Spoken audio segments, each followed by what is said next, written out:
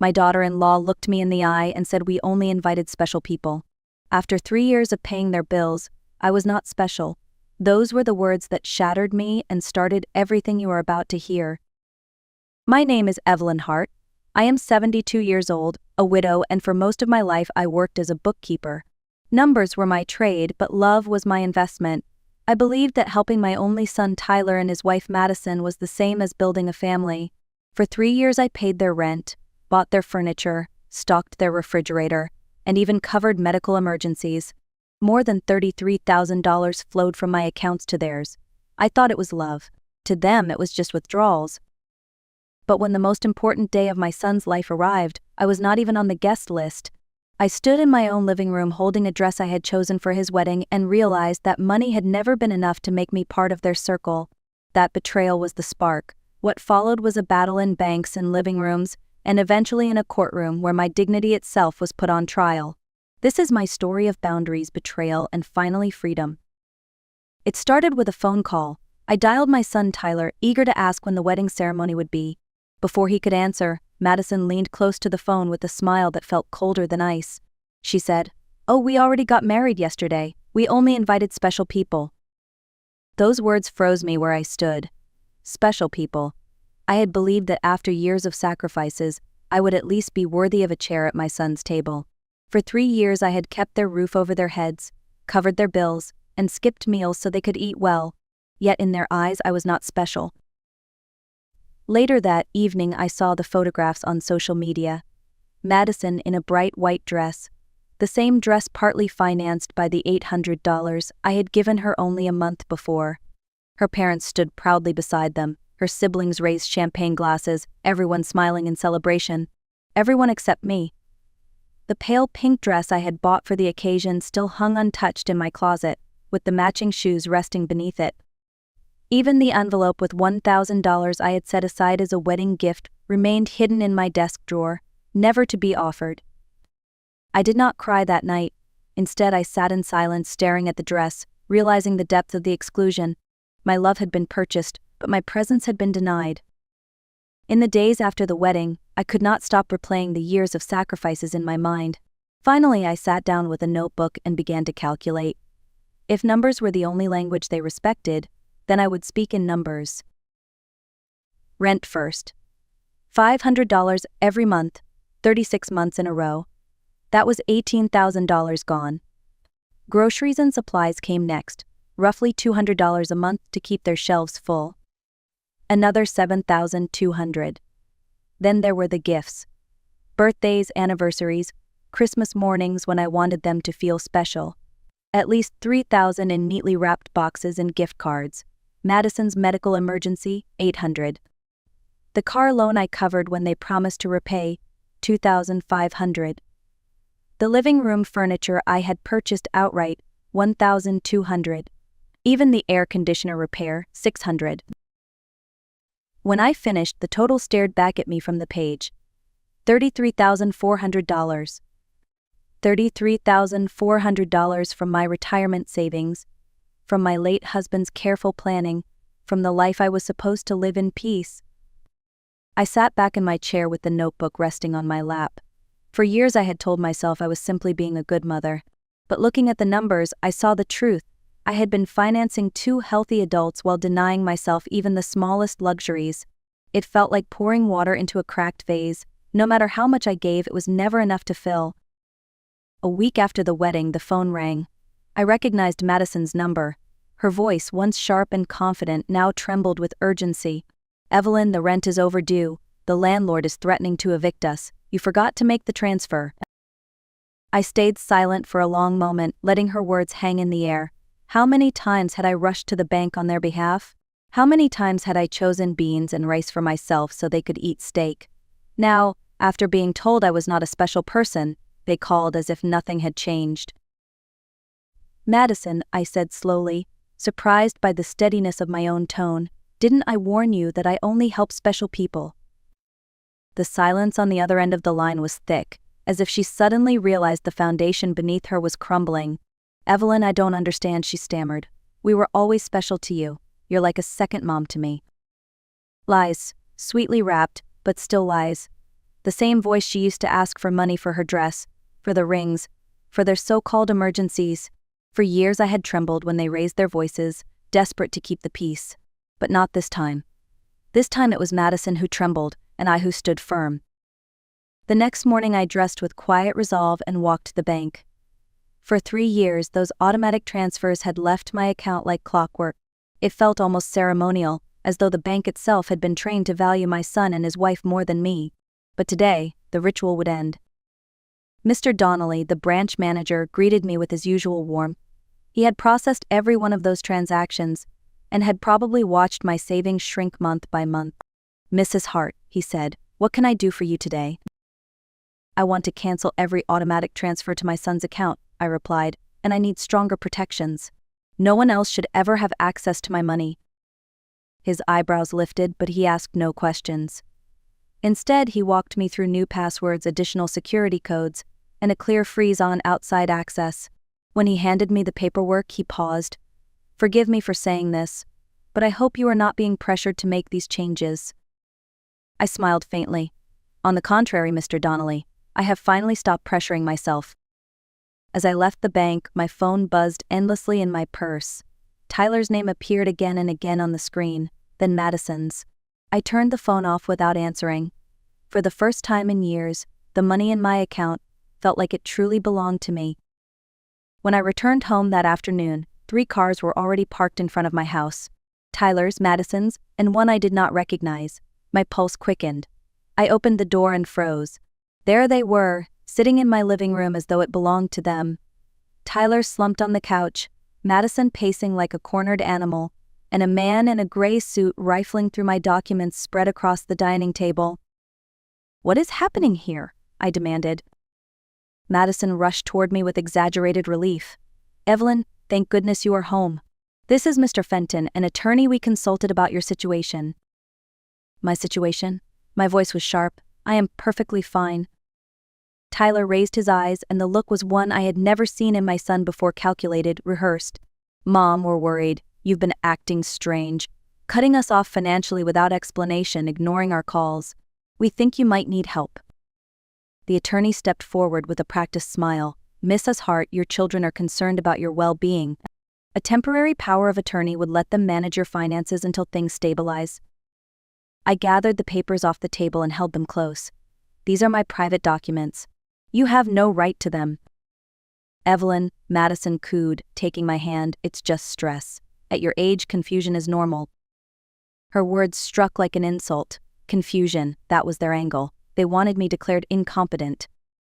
I straightened my back. "I am not confused. I am clearer than I have been in years. And all 3 of you are going to leave my house right now." The lawyer opened his briefcase and slid a folder toward me. Without glancing inside, I dropped it straight into the trash can. "The only transition happening here is yours to the front door." The following day I walked into Ramirez Hardware, a small shop I had visited many times before to pick up supplies for Tyler and Madison's apartment. Gus Ramirez, the owner, greeted me with a grin. "Another emergency with your kids?" he asked casually. "Not this time," I answered firmly. "This time it's for me. I need the best locks you've got, and I want them changed today." His son Leo, who installed security systems, overheard us and stepped forward. "We can set up cameras too. You'll be able to see who comes near your door from your phone." For the first time in weeks, I felt a sense of relief. I was protecting myself instead of everyone else. As I walked home, a woman waved from the porch next door. She introduced herself as Nora Whitfield, a neighbor I had seen but never spoken to. She said, "Yesterday I heard raised voices in your house and I worried. Are you all right?" Her concern was genuine. I invited her in for coffee, and as we sat together, I told her the whole story.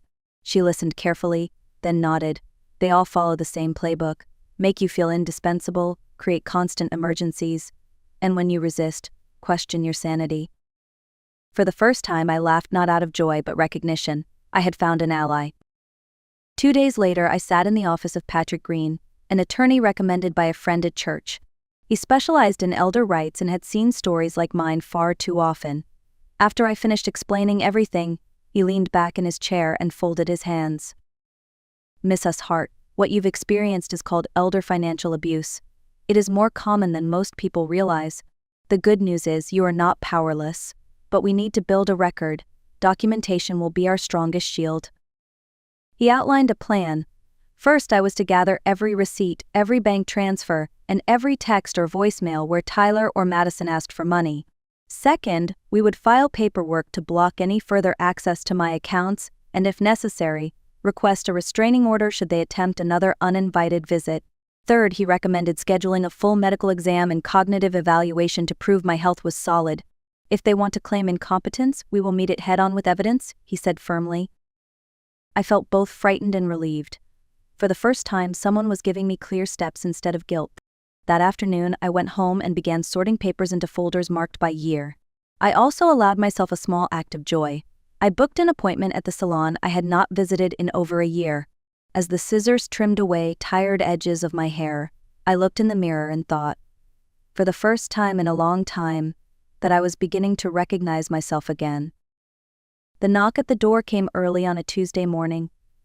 Through the new camera feed on my phone, I saw a well-dressed woman holding a folder. When I opened the door, she introduced herself politely. "Good morning, Mrs. Hart. My name is Ms. Carver. I am a social worker with the county. We received a report that you may be in a high-risk situation. I am here to conduct a wellness check." My stomach tightened. Tyler and Madison had escalated. It was no longer private pressure. They had brought the government to my door. "May I see your identification?" I asked. She showed me a badge that looked official. "May I come inside?" she continued. I allowed her in, but before she could begin, I said, "I want my attorney present for any questions." She hesitated. "This is not an interrogation, Mrs. Hart. If you have nothing to hide, there should be no problem." That phrase rang in my ears like a warning bell. I called Patrick Green. Within 20 minutes he was seated across from her. He calmly laid out the folders we had prepared, medical exams, financial records, and a complete timeline of my choices. "What you see here," he explained, "is not decline but clarity." Ms. Carver reviewed the documents, then closed her folder. "Miss Hart, I see no indication that you are at risk or incompetent. I will be closing this case." When she left, I felt a weight lift. They had tried to paint me as unstable, but evidence had spoken louder than accusation. Just when I thought the storm had passed, Patrick called me into his office with grim news. Tyler and Madison had filed a formal petition in family court. They were asking a judge to declare me mentally incompetent and to assign Tyler as my legal guardian. In plain words, they wanted full control of my life and finances. "They claim erratic behavior," Patrick explained, sliding the papers toward me. "They have 3 witnesses: Madison herself, your neighbor Mr. Connors, and your pharmacist, Aaron Blake." I was stunned. Mr. Connors had never liked me. He often complained about guests parking near his driveway. But Aaron Blake? I had always been polite with him at the pharmacy. We visited him the next day, and his face reddened when I asked about his statement. "Mrs. Hart, I was misled," he confessed. "Your daughter-in-law told me it was an insurance form. I said you only bought vitamins and aspirin. Somehow, it was twisted into proof you neglected your medication." He promised to write a correction immediately. Mr. Connors was less reasonable. "You installed cameras like you live in a war zone," he scoffed. "You yell at your family in the street." He refused to see that what he called yelling was me defending my own home. That night, Patrick and I reviewed the plan. We would secure an independent psychiatric evaluation. We would collect statements from friends and neighbors who had seen my clarity and independence. I went to bed anxious but resolved. I could grieve the son I thought I had, yet still protect the woman I was becoming. The courthouse was solemn and cold the morning of the hearing. I wore my best black suit, pressed the night before, and carried myself with all the dignity I could summon. Judge Alvarez presided, a man known for fairness in elder rights cases. Still, my heart pounded as I sat beside Patrick at the defense table. Across from us, Tyler in a new suit avoided my eyes while Madison's gaze was sharp and unflinching. To them, this was business. To me, it was survival. Their attorney began. "Your Honor, Mrs. Hart has shown clear decline. She cut off all financial support without reason, installed unnecessary cameras, and isolated herself under the influence of manipulative neighbors." His voice was steady, polished, practiced. Madison was called first. She dabbed her eyes with a tissue. "Evelyn has always been like a second mother to me, but lately she has grown hostile, paranoid, and confused. We just want to help her." Patrick stood for cross-examination. "Mrs. Cole, when was the last time you called Evelyn without asking for money?" Silence. Is it true you told her she was not a special person at your wedding? Madison flushed. Those words were taken out of context, Patrick pressed. What context makes that acceptable? She had no answer. Next came Tyler. My mom has always been generous, but she is irrational now. She is being manipulated. Patrick leaned forward. Mr. Hart, have you received over $33,000 from your mother in the last 3 years? Tyler fumbled. Maybe, I do not know the exact amount. And how many times have you visited her without needing money? Silence again. Mr. Connors testified about my cameras and supposed shouting. Under questioning, he admitted he never asked why I installed them. Aaron Blake, the pharmacist, then took the stand for our side. He explained how Madison had misled him and confirmed I had no prescriptions, only vitamins. Dr. Moore, the independent evaluator, presented her findings. My cognitive results were above average for my age. She testified clearly that I was fully competent. Mr. Donnelly, the bank manager, described how I made thoughtful decisions to cancel transfers and protect accounts. Nora Whitfield and other friends shared stories of my independence and social life. Finally, I stood. My voice was steady. I told the court about the unused pink dress in my closet, the envelope with $1,000 still sealed, the humiliation of being excluded while financing the celebration. What I gave was never love returned, I said. It was a commercial exchange disguised as family. Patrick closed. This is not incompetence, Your Honor. This is a woman reclaiming dignity. After hours of deliberation, Judge Alvarez returned. The petition for guardianship is denied. Mrs. Hart is fully competent. The evidence shows this case was motivated by financial interest, not concern. Relief washed over me. I had defended not just my finances but my freedom. When the gavel struck, it felt like a chain breaking. Tyler and Madison gathered their papers and stormed out, whispering angrily to their lawyer. I caught one last look from my son, but whatever regret flickered there was already too late. Our family bond had been buried under greed. In the weeks that followed, I made choices for myself. I sold my house, moved into a smaller apartment downtown, and with the proceeds I did 2 things. Half went to organizations that protect seniors from financial abuse. The other half I kept to finally live. I booked trips, joined a painting class, and filled my calendar with friends who cared about me, not my bank account. Neighbors told me Tyler and Madison downsized to a smaller apartment. Madison had to find work for the first time in years. Perhaps they will learn the value of honest effort, though I no longer wait for that day. Here's what I want you to remember. Love is never proven by money. Boundaries are not cruelty. They are clarity. Document everything. Protect yourself with professionals. And above all, never forget that you are worthy of respect without paying for it. If my story resonates with you, share it with someone who needs courage to set boundaries. Leave me a comment with where you are listening from and how you protect your own dignity. And if you believe stories like this matter, please like and subscribe. Together we remind each other that freedom has no price. My name is Eleanor Whitmore. I am 68 years old, a widow, and for most of my life I believed that family would protect me. I thought the fortune my late husband Edward and I built would be a comfort in our later years, not the weapon used against me.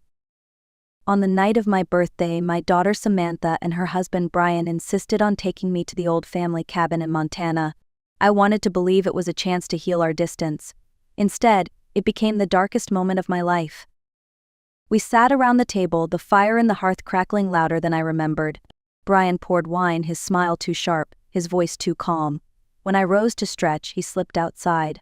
I heard the scrape of metal against wood, the unmistakable sound of a bolt sliding into place.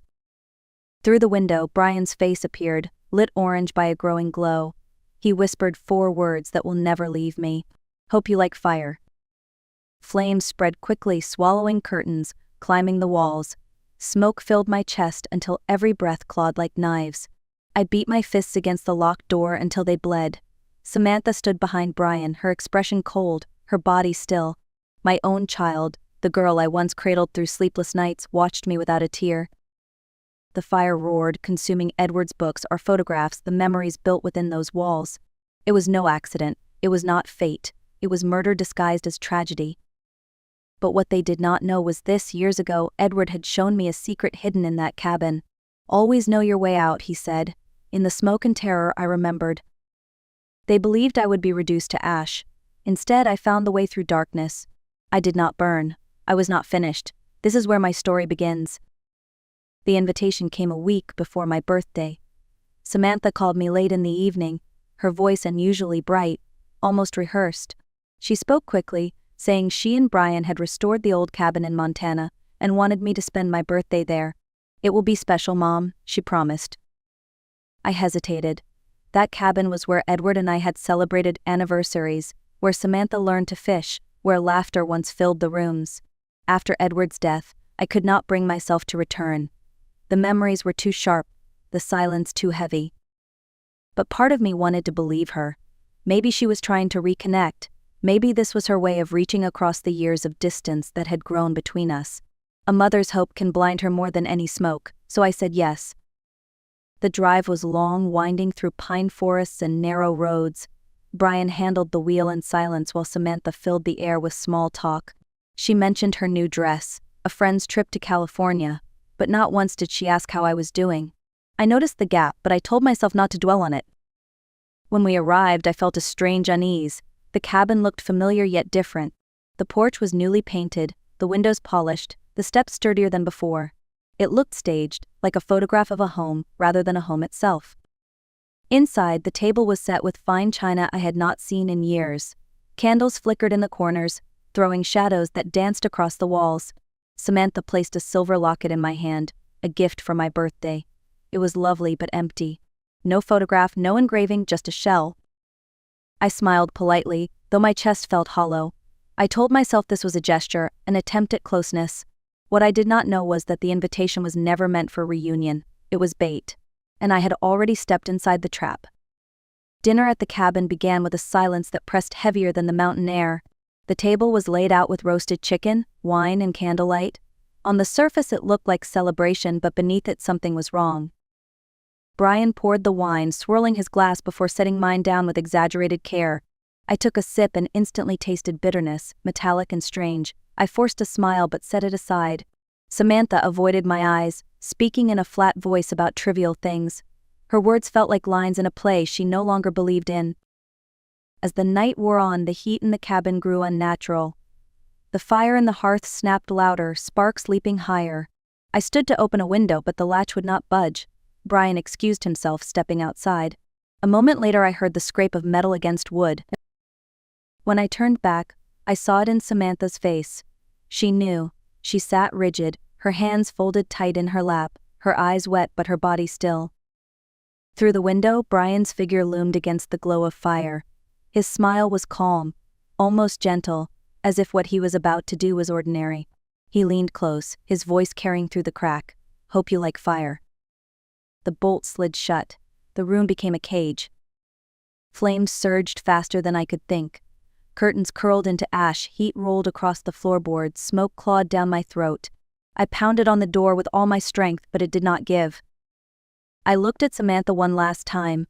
My daughter, the child I once sang to sleep, sat frozen, her silence louder than Brian's threat. The trap had ignited, and it was meant to end me. The flames closed in with terrifying speed. The air thickened with smoke until each breath felt like swallowing knives. My eyes burned, my skin stung, and the cabin that once held our happiest summers now threatened to become my grave. In that chaos, Edward's voice came back to me, as clear as the day he spoke it. "Always know your way out." Years earlier, he had shown me a secret, a precaution he had built into the cabin. At the time I laughed at his caution, but now those words were the difference between life and death. I stumbled toward the far wall, coughing as the fire roared louder behind me. Books blackened, photographs curled into ash, but I kept moving. Behind the shelf, hidden by years of dust, was the small wooden trapdoor Edward had crafted. My hands shook as I pulled it open. The tunnel beneath was narrow, barely wide enough to crawl through. Smoke followed me down, clinging to my hair and clothes, but the earth around me cooled the burning air. I dragged myself forward on my elbows, lungs screaming for relief. Above me, the cabin groaned as beams collapsed, each crash a reminder of how close the flames had come. My body ached, my arms raw from splinters, but I pressed forward inch by inch. Finally, after what felt like hours, the tunnel opened into the forest.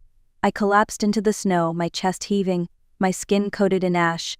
The cold bit into me, but it was the sweetest pain I had ever felt. Behind me, The fire devoured the cabin until only an orange glow lit the sky. They believed I was gone, reduced to ashes in the ruins. But I was alive, and survival meant the chance to fight back. I stumbled through the trees until the night began to pale into dawn.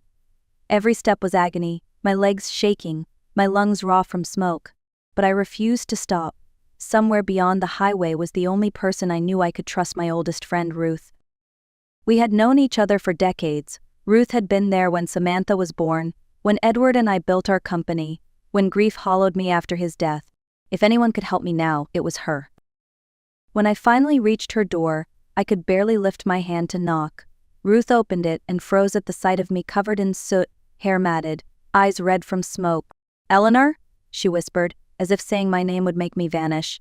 Then she pulled me inside without another word. Wrapped in a blanket, I told her everything. The invitation, the dinner, Brian's whisper, Samantha's silence. Ruth's expression shifted from horror to fury, her jaw set hard. "You are not crazy," she said firmly. "They tried to kill you, and now we make sure they cannot try again." Ruth picked up the phone and called someone she trusted, a private investigator named Max Carter. By evening, Max sat across from me at Ruth's kitchen table. He was calm, methodical, asking for every detail I could recall. "This wasn't improvisation," Max said after listening. "This was planned. That means there will be a trail, documents, signatures, accounts. We find that and we'll have proof." His certainty steadied me. For the first time since the fire, I felt a flicker of strength return. Ruth poured tea, her hand resting over mine. "You survived the fire, Eleanor. Now you survived the truth, and we will face it together." That night, as I lay in Ruth's guest room, I stared at the ceiling and whispered Edward's words. "Always know your way out." I had found mine, and now I was determined to expose theirs. Max Carter wasted no time. The next evening he drove me quietly to Portland, where Samantha and Brian lived. Ruth stayed behind, ready to call Melissa Hale, a federal agent Max trusted, if we uncovered something significant. We parked a block away, waiting until the house went dark. With practiced ease, Max led us through the side door. My heart pounded louder than my footsteps, every shadow reminding me of betrayal. Inside, the study looked too neat, almost staged. Max's instincts told him to search deeper. He pulled open drawers, checked behind picture frames, and finally slid out a folder wedged beneath the desk. Across the front, in bold letters, it read, "Estate Transition." Inside were documents that made my stomach twist: property transfers with my forged signature, power of attorney papers I had never signed, even a draft death certificate with my name typed neatly across the top. My knees weakened. They had been preparing for my disappearance long before that night in the cabin. Then Max found a small USB drive taped to the back of the folder. He plugged it into his encrypted laptop. The screen lit with audio files. We listened. It was Samantha's voice, shaky but rehearsed. "My mother was lonely after Dad died. She often said the cabin was where she wanted to rest." Then Brian's voice followed, calm and instructive, slower. "Put more sadness in it. They have to believe you." Hearing my daughter practice the script of my death shattered something inside me, but it also gave us what we needed: proof. At the back of the folder was a list of names: Dr. Raymond Holt, attorney Patricia Long, financial manager Paul Dennison. Beside each name were dollar amounts. Max leaned closer. "This isn't just about them. This is a network. Your daughter and son-in-law are only pieces." I closed the folder with trembling hands. Then we exposed them all. For the first time, I no longer felt like prey. I felt like a witness preparing to speak. We knew we could not wait forever. Melissa Hale, the federal agent Ruth had contacted, helped set the stage for what came next. If Samantha and Brian believed I was gone, they would move faster to claim the estate. But if they saw me alive, the shock might loosen their defenses. So I returned to my home in Denver, the house Edward and I had built together. Hidden microphones were placed in the living room, cameras tucked into corners where picture frames once hung. I sat in Edward's leather chair, the same seat where he had read the morning paper, and waited.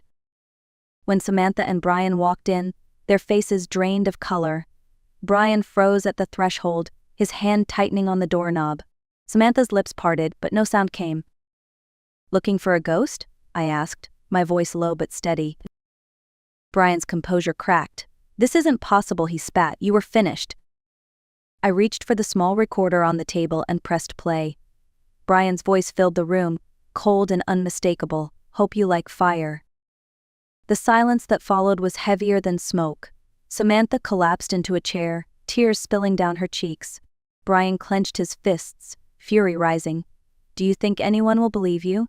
We had everything lined up: papers, doctors, lawyers. You were already dead. His words rang sharp, each one sinking deeper into the microphones, recording every syllable. I slid the folder of forged documents across the table toward Samantha. Her eyes fell on the signatures, the evidence of betrayal written in her own hand.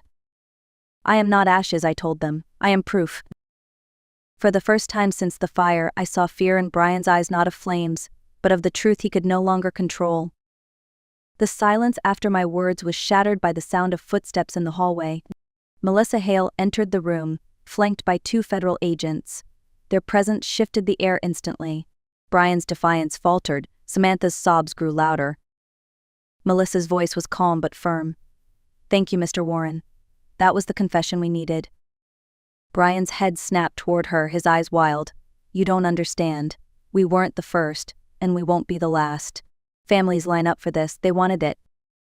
Melissa raised an eyebrow, her expression unreadable. And now you've just confirmed there's more. Every word you speak here is evidence. The agents moved swiftly. One collected the forged documents from the table, sealing them in an evidence bag. Another pressed Brian against the wall, reading him his rights as he shouted curses into the floorboards.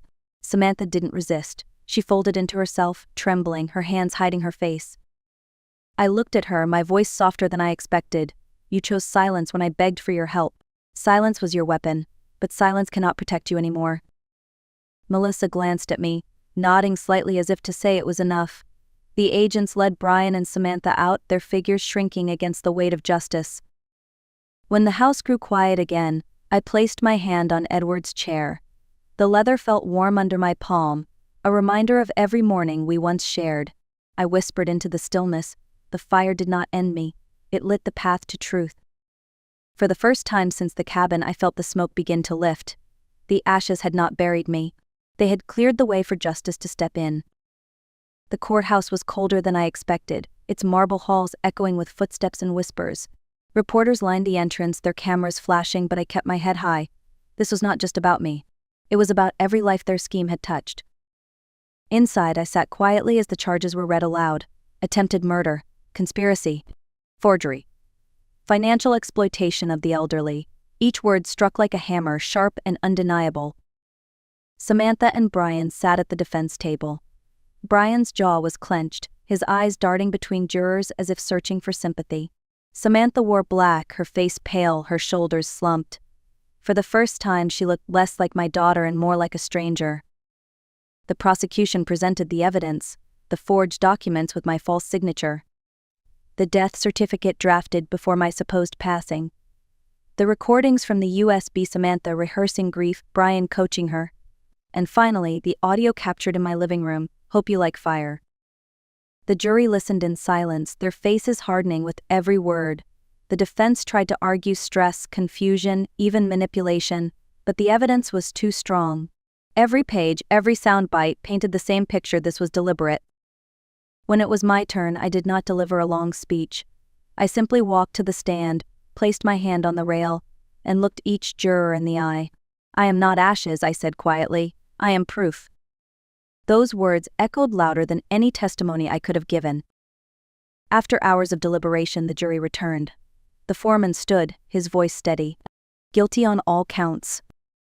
The gavel struck once, final and clear. Samantha wept silently into her hands. Brian's shoulders sagged as rage drained into defeat. I did not smile. I did not cheer. I simply breathed, knowing the truth had been heard and justice had spoken. Months after the trial, I returned to the mountains. Where the cabin once stood, only blackened beams remained. But I knew the place would not end as ruins. With help from Ruth, Melissa, and others who believed in second chances, we rebuilt it into something new. We called it Haven House. Haven House was not meant for me alone. It became a refuge for women like me, widows, mothers, grandmothers betrayed by the very families they trusted. Here they found warmth instead of fire, voices instead of silence. We shared meals, stories, and healing. The walls echoed not with greed, but with resilience. I often sat on the porch as lavender swayed in the breeze, the scent mingling with pine. Children of the women who sought shelter here sometimes played in the yard, their laughter carrying like a promise that the future could be kinder. One afternoon a letter arrived. Inside was a drawing from a young girl whose grandmother had stayed at Haven House. It showed a little cabin, smoke rising gently from the chimney, not flames. Two figures stood outside holding hands. Above them were the words, "Thank you, because of you I still have her." Tears blurred the colors, but they were not tears of sorrow. They were tears of survival, of purpose. The fire that was meant to erase me had instead lit a new beginning. I was not ashes.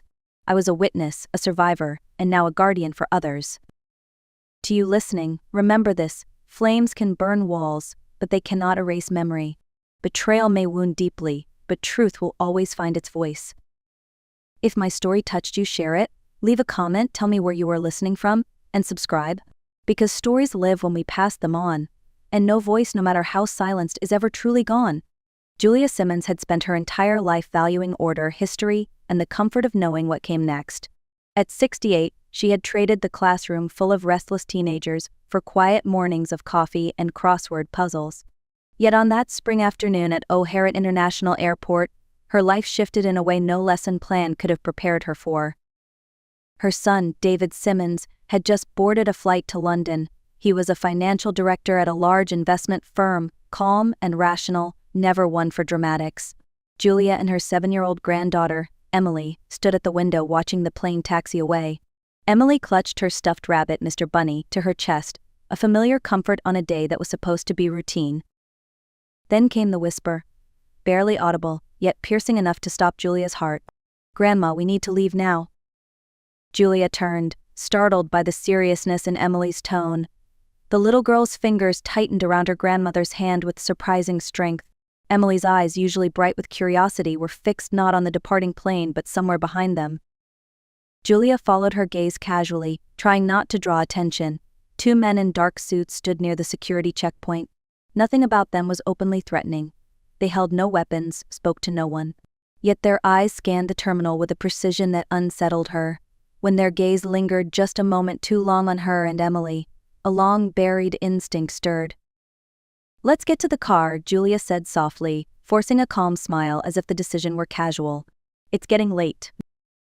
She adjusted her handbag and began walking toward the exit with measured steps. Not too fast, not too slow. Emily stayed close, holding Mr. Bunny tightly as if the toy could shield them both. Julia's mind raced, but her face remained composed. She had lived long enough to know one truth: when a child spoke with such conviction, you listened. Julia moved through the bustling terminal with a steady pace, every step measured to avoid suspicion. Years of teaching had taught her the art of control: never let the room sense your fear, never let the students know they had rattled you. Now that same discipline kept her shoulders square and her stride calm. Inside, however, her chest tightened with dread. The automatic doors opened, and the cool spring air hit her face. She took Emily's hand and crossed the drop-off lane toward the parking garage. Behind them, the echo of polished shoes quickened. Julia dared not look back. Emily clung to Mr. Bunny with both arms, whispering, "Grandma, Daddy said if men in dark clothes show up, we can't talk to them. We just go." Julia's stomach sank. This wasn't a child's imagination. David had warned his daughter, and in doing so, he had entrusted Julia with a responsibility far heavier than she could have imagined. They reached Julia's sedan, an aging silver Toyota with a dented bumper. She slid Emily into the back seat, fastening the belt with shaking fingers. Just as she shut the door, she spotted a black SUV idling 2 rows away, headlights off, windows tinted.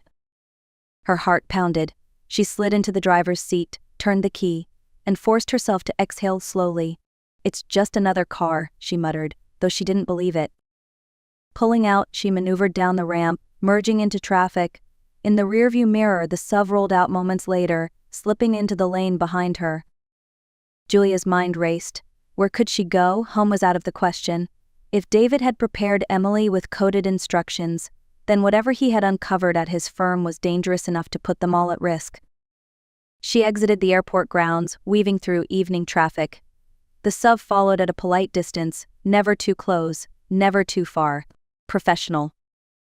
"Emily," Julia said, her voice calm though her knuckles whitened on the wheel, "did your father give you anything else?" A note. A message? Emily shook her head, then hugged Mr. Bunny tighter. Just him. He said to stay with you. He said you'd know what to do. Julia swallowed the lump in her throat. She didn't know what to do, but she knew one thing: hesitation was dangerous. She had raised David alone after her husband's death. She had survived long nights of double shifts, unpaid bills, and the weight of single motherhood.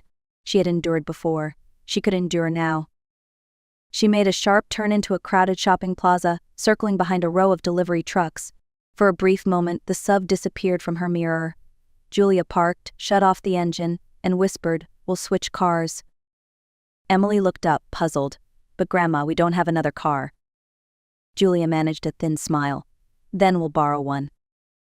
Julia guided Emily through the maze of parked vehicles, weaving past delivery vans until they slipped through the back entrance of a large department store. Her heart hammered in her chest, but she forced her voice into a steady, reassuring tone. "We're just shopping, sweetheart. Stay close." Inside, the store's fluorescent lights and the chatter of customers gave them a thin cover of normalcy. Julia bought a pair of sunglasses and a baseball cap. Cash only. With her hair tucked under the cap and the glasses shielding her eyes, she looked less like a retired schoolteacher and more like a tired grandmother blending into the crowd. She steered Emily toward a small cafe at the far end of the store. From their corner table, Julia could see the parking lot through wide glass windows. The black sub cruised slowly down the row, searching. She clenched her jaw, then turned back to Emily, who was absent-mindedly stroking Mr. Bunny's worn ear. Something in the toy caught Julia's attention. The rabbit had always been Emily's favorite, but tonight, David's earlier warnings echoed in her mind. Julia leaned closer, lowering her voice. "Sweetheart, can I hold Mr. Bunny for a minute?" Emily hesitated, then nodded. Julia gently felt along the seams, fingers brushing against an unusual hardness inside the stuffing. With a careful tug at the stitching near the paw, she uncovered a tiny hidden pocket. Inside was a slim USB drive wrapped in paper. Her breath caught. This was no accident. David had planned this. Hands trembling, Julia unfolded the note. Her son's handwriting was rushed but clear. "Mom, if you're reading this, it means they've found me. The company is not what it seems. They're laundering money, funding weapons. I couldn't stay silent. This drive has proof. Take Emily. Trust no one except the instructions inside. Go to the library. Look for the book, The Federalist Papers, second floor, history section. Inside, you'll find what you need. Be careful. I'm sorry I put you in danger. I love you. David." Julia closed her eyes, fighting the sting of tears. She had always admired David's dedication, but she had not realized the depth of his courage or the peril it had brought upon them. Emily's small hand reached across the table. "Grandma, is Daddy okay?" Julia swallowed hard, forcing herself to answer gently. "Your daddy is very brave. He wants us to be safe, and that means we have to be brave too." She slipped the USB into her handbag and restitched the rabbit's paw with a sewing kit she found in her purse. When Mr. Bunny was whole again, Emily hugged him tight, unaware of the secrets he carried. After waiting until the sub drove past and disappeared from sight, Julia led Emily out through a side exit. They walked several blocks before hailing a taxi, giving the driver cash and a vague destination. "Take us to the public library downtown." As the cab pulled away, Julia pressed her forehead lightly against the cool glass of the window. She had taught generations of students about history's heroes, men and women who had risked everything to stand for truth. She never imagined she would be asked to join their ranks. The city lights blurred outside, but her resolve sharpened. Whatever lay inside that book at the library, she would find it. She owed that to David. She owed it to Emily. And perhaps, for the first time, she owed it to herself? The taxi dropped them 2 blocks from the downtown library, a towering stone building that seemed both ancient and protective. Julia paid the driver in cash, thanked him, and held Emily's hand as they blended into the crowd of evening commuters. Her eyes scanned every reflection in the glass windows they passed, searching for signs of pursuit. Inside, the library smelled of paper and quiet. Rows of shelves stretched endlessly, and the soft shuffle of shoes echoed between them. Julia guided Emily to the second floor, heart pounding with each step. The history section loomed ahead. She pulled the Federalist Papers from the shelf, pretending to study its spine, as if she were a scholar returning to a familiar friend. Her fingers trembled as she flipped it open. Between the pages lay a slim envelope taped carefully against the binding. She slipped it into her handbag before anyone could notice, then replaced the book exactly where it had been. They sat at a study table tucked in the corner. With shaking hands, Julia opened the envelope. Inside was a small brass key marked with a number and another note in David's handwriting. Safety deposit box, Bank of Chicago, branch on Wabash Avenue. Cash will be inside, plus a second drive. If anything happens to me, give everything to Michael Turner at the Chicago Herald. He is the only one you can trust. Julia's throat tightened. A safety deposit box meant David had been planning this for weeks, maybe months. He had hidden layers of protection, each one more dangerous than the last. She tucked the key into her purse and looked at Emily, who was coloring quietly on a scrap of paper with crayons from Julia's bag. The child's innocence in the middle of this storm nearly broke her heart. Just then, Julia noticed movement near the library's entrance. 2 men in dark suits stood there, scanning the room with unnatural patience. They didn't belong in this place of silence and learning. Julia lowered her head, whispering, "Emily, we need to leave." They exited through a side stairwell, descending into the shadows of the street. Julia hailed another cab, this time giving a different destination, first a grocery store on the other side of town. She needed to shake the tail she felt pressing closer with every turn. Hours later, when she finally approached the Bank of Chicago, her pulse raced. She carried Emily in one arm and the envelope in her other hand, praying the disguise of an ordinary grandmother would shield her. Inside the quiet lobby, Julia presented the key. The clerk guided her to a private room where a small metal box was placed on the table. Julia's breath caught as she unlocked it. Inside lay a thick stack of bills, another USB drive, and a prepaid cell phone. Taped to the underside of the lid was a folded map marked with an address: Michael Turner's office at the Chicago Herald. But as Julia gathered the items, a prickle crawled up her spine. Through the narrow window of the private room, she saw a man leaning against the lobby counter, his gaze fixed not on paperwork, but on the hallway leading to her. Her instincts screamed. She quickly closed the box, shoved the contents into her handbag, and gripped Emily's hand. "Time to go," she whispered, her voice firm. They slipped out a side door into the alley, where a battered taxi idled as if waiting for them. Behind the wheel was Ramon, Maria's cousin, who had driven Julia years ago during a school field trip. His eyes widened when he recognized her, then softened with understanding. "Where to, Mrs. Simmons?" he asked. Julia exhaled, the weight of her choice pressing heavily. The Herald. We're running out of time. The Chicago Herald building stood tall against the night sky, its glowing sign flickering slightly, as though the truth inside were struggling to stay lit. Julia stepped out of Ramon's taxi, clutching Emily's hand with one arm and her handbag with the other. Inside, the newsroom hummed with the clatter of keyboards and the low murmur of voices. Reporters leaned over desks, papers scattered everywhere, phones ringing. Julia felt out of place in her cardigan and sensible shoes, but she forced herself forward. "I need to see Michael Turner," she told the receptionist, her voice steadier than she felt. Moments later, a tall man in his 40s approached. His shirt sleeves were rolled up, his tie loosened, and his eyes were sharp with curiosity. "Miss Simmons?" Julia nodded. "I was told you could be trusted." He ushered her into a glass-walled office. Julia set her handbag on the desk, withdrew the USB drive and the map, and slid them across to him. "My son gave me this. He said if anything happened, I should find you." Michael plugged the drive into his laptop, and the screen filled with spreadsheets, emails, and scanned documents. His face hardened as he scrolled. "This is huge. Money laundering on an international scale. Weapons shipments disguised as humanitarian aid. Pension funds disappearing into shell companies." Julia's heart sank. So it's true. David was right. Michael leaned back, exhaling. "If we publish this, people will go to prison. But it also means they'll come for you and for me. Do you have somewhere safe to stay?" Before Julia could answer, Emily tugged on her sleeve. "Grandma," she whispered, pointing to the window. Outside, on the street below, a black SUV had pulled up. 2 men stepped out, scanning the building. Michael cursed under his breath. "They're fast." Julia's voice dropped low. "We can't be here when they come in." Michael yanked the drive from his laptop and slipped it into his pocket. "I'll make copies tonight. You two need to disappear, now." He led them through the maze of desks toward a service stairwell at the back of the building. The thud of footsteps echoed from the front entrance as the men in suits entered. Julia's pulse raced, but she kept Emily close, moving swiftly down the narrow stairs. At the bottom, a metal door opened into a dim alley. Ramon's taxi waited, engine running. Michael pressed Julia's hand firmly. "Go, I'll stall them. And Mrs. Simmons, your son, was right to trust you." Julia climbed into the taxi with Emily, slamming the door as Ramon pulled away. Through the rear window, she caught a final glimpse of Michael disappearing back inside, shoulders squared, ready to face the storm.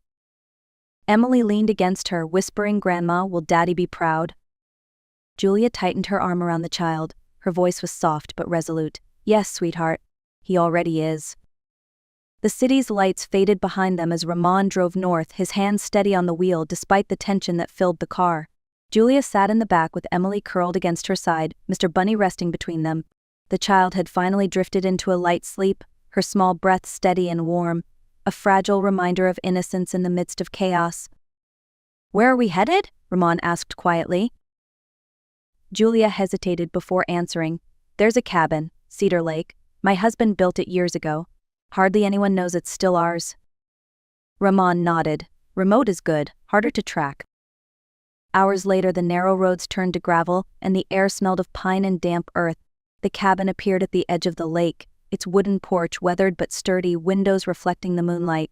For the first time that day, Julia felt the faintest flicker of safety. Inside, the cabin was musty but familiar. Family photos still lined the mantel, and the quilt she had stitched decades ago hung over the back of the couch. Emily awoke, rubbing her eyes. "Grandma, are we hiding here?" Julia smoothed the girl's hair. "Just for a little while. This place will keep us safe tonight." But even as she spoke, her instincts told her safety was temporary. The men who followed them were professionals. If David's warnings were true, Global Equity Partners had resources that stretched across borders. The following morning, Julia brewed coffee on the old stove while Emily played with blocks on the rug. For a brief moment, the normalcy felt almost real until the sound of a car crunching gravel outside shattered the illusion. Julia's heart leapt. She motioned for Emily to stay quiet and peeked through the curtain. A figure stepped out of the car, tall and slim, carrying a small overnight bag. The porch creaked as the woman approached. Julia's breath caught when the knock came. "Julia, it's me, Rachel." Emily's head jerked up. "Mom?" Julia opened the door cautiously. Standing there was Rachel Simmons, Emily's mother, Julia's former daughter-in-law. She looked weary but determined. "I came as soon as David contacted me," Rachel said, her voice urgent. "He told me everything. They know about this cabin. We can't stay long." Julia's knees nearly buckled. Relief, suspicion, and fear collided all at once. "Why are you here now, after all this time?" Rachel's eyes softened as she looked at her daughter. "Because David said our family's only chance is if we stand together, and because they're already on their way." Julia realized the truth. The fight was far from over. The cabin was not the end of their journey, it was merely a pause before the storm closed in. The cabin no longer felt like a refuge. The moment Rachel stepped inside, urgency replaced the fragile comfort Julia had clung to. She packed quickly, cached the USB drives, a change of clothes for Emily. Rachel explained in hushed tones that David had sent her instructions before he disappeared. His final message was clear: head north, cross into Canada, and wait for contact. By dusk, Ramon returned, headlights off as he pulled into the trees. "They're searching the main road," he warned. "If you want to move, it has to be now."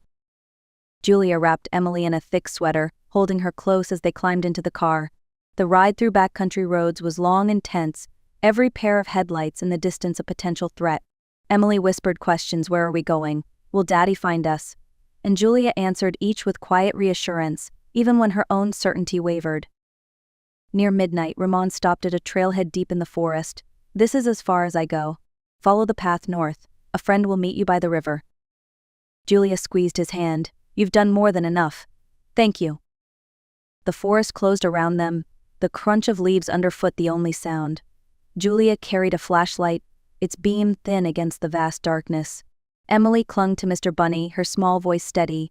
"Grandma, I'm not scared, because you're here." Julia's heart swelled. She had spent decades teaching history's lessons about courage and sacrifice, yet here, in the silence of the woods, she was learning her own. At the riverbank, a shadow emerged. "Julia?" a voice called softly.